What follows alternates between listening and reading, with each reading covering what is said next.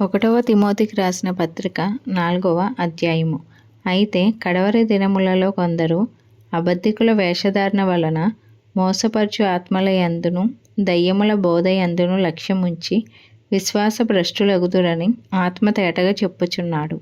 ఆ అబద్ధికులు వాత వేయబడిన మనసాక్షి గలవారై వివాహము నిషేధించుచు సత్య విషయమై అనుభవ జ్ఞానము గల విశ్వాసులు కృతజ్ఞతాస్థుతులు చెల్లించి పుచ్చుకొను నిమిత్తము దేవుడు సృజించిన ఆహార వస్తువులను కొన్నిటిని తినుట మానివేయవలెనని చెప్పుచుందురు. దేవుడు సృజించిన ప్రతి వస్తువు మంచిది. కృతజ్ఞతాస్థుతులు చెల్లించి పుచ్చుకొని ఎడల ఏదియూ నిషేధింపతగినది కాదు. ఏలయనగా అది దేవుని వాక్యము వలనను ప్రార్థన వలనను పవిత్రపరచబడుచున్నది.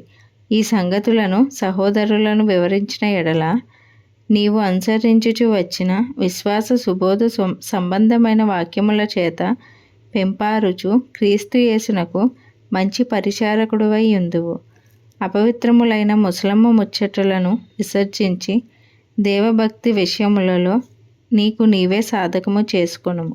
శరీర సంబంధమైన సాధకము కొంచెము మట్టుకే ప్రయోజనకరమవును గాని దైవభక్తి ఇప్పటి జీవము విషయములోను రాబోవు జీవము విషయములోను వాగ్దానముతో కూడినదై యుందున అది అన్ని విషయములలో ప్రయోజనకరమవును.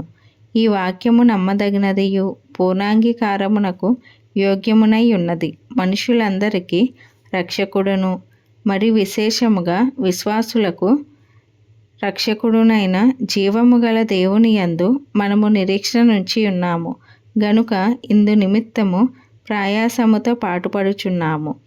ఈ సంగతులను ఆజ్ఞాపించి బోధించుము. నీ యవ్వనమును బట్టి ఎవ్వడును నిన్ను తృణీకరింపనీయకుము గాని మాటలోను ప్రవర్తనలోను ప్రేమలోను విశ్వాసములోను పవిత్రతలోను విశ్వాసులకు మాదిరిగా ఉండుము. నేను వచ్చి వరకు చదువుట యందును హెచ్చరించుట యందును బోధించుట యందును జాగ్రత్తగా ఉండుము. పెద్దలు హస్త నిక్షేపణము చేయగా ప్రవచన మూలమున నీవు అనుగ్రహింపబడి నీలో ఉన్న వరమును అలక్ష్యము చేయకుము.